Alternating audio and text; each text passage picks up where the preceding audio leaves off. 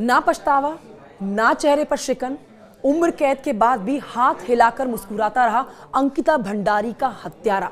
आपको अंदर तक ये खबर ना झकझोर कर रख देगी। पूरी खबर जानिए।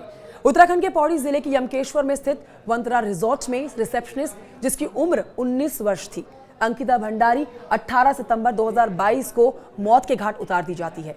अंकिता की हत्या रिजॉर्ट चलाने वाले पुलकित आर्य ने अपने 2 कर्मचारियों सौरभ भास्कर और अंकित गुप्ता के साथ मिलकर की थी। पुलकित आर्य के पिता उस समय भाजपा में नेता थे और राजनीतिक कनेक्शन होने के चलते जमकर बवाल हुआ था। अब देखिए, शुक्रवार को कोटद्वार की अपर जिला एवं सत्र न्यायाधीश रीना नेगी ने 2 साल 8 महीने 12 दिन तक चली सुनवाई के बाद फैसला सुनाया, जिसने सबको हिलाकर रख दिया। तीनों आरोपियों को उम्र कैद की सजा सुनाई गई। अंकिता भंडारी का परिवार उम्र कैद की सजा से खुश नहीं है।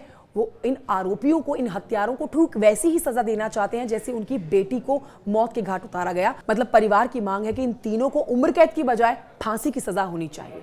अब आपको बता देते हैं कि इन तीनों को ही 72 हजार रुपए के जुर्माने भी चुकाने होंगे। सजा सुनाए जाने के समय और कोर्ट रूम से बाहर निकलने के बाद तीनों के चेहरे पर कोई शिकन नहीं थी, कोई शर्म नहीं थी और कोई भी दुख नहीं था, कोई पछतावा नहीं था। उनके चेहरे पर अपने किए गए इस कांड का कोई पछतावा नहीं देखा गया।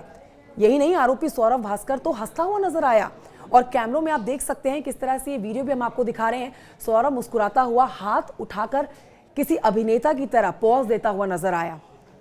उसका ये वीडियो सोशल मीडिया पर तेजी से वायरल हो रखा है। आपको बता देते हैं कि 18 सितंबर 2022 को यमकेश्वर ब्लॉक के वंतरा रिजॉर्ट में अंकिता भंडारी की हत्या कर दी गई थी।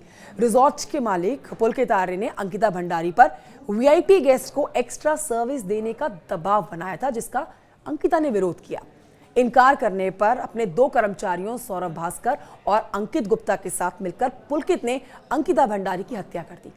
इसके बाद शव को ऋषिकेश की चीला नहर में फेंक दिया गया। 1 सप्ताह के बाद 24 सितंबर 2022 को अंकिता भंडारी का शव नहर से बरामद किया गया। अंकिता भंडारी की हत्या के बाद पूरे उत्तराखंड में नहीं, पूरे देश में आक्रोश देखा गया, खासतौर पर उत्तराखंड में।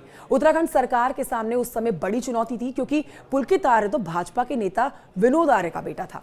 अब मामला ज्यादा बढ़ा, जिसके बाद भाजपा ने विनोद आर्य को पार्टी से निष्कासित कर दिया। इसके अलावा प्रशासन ने वंतरा रिजॉर्ट पर बुलडोजर चलाकर ध्वस्तीकरण की कार्रवाई की।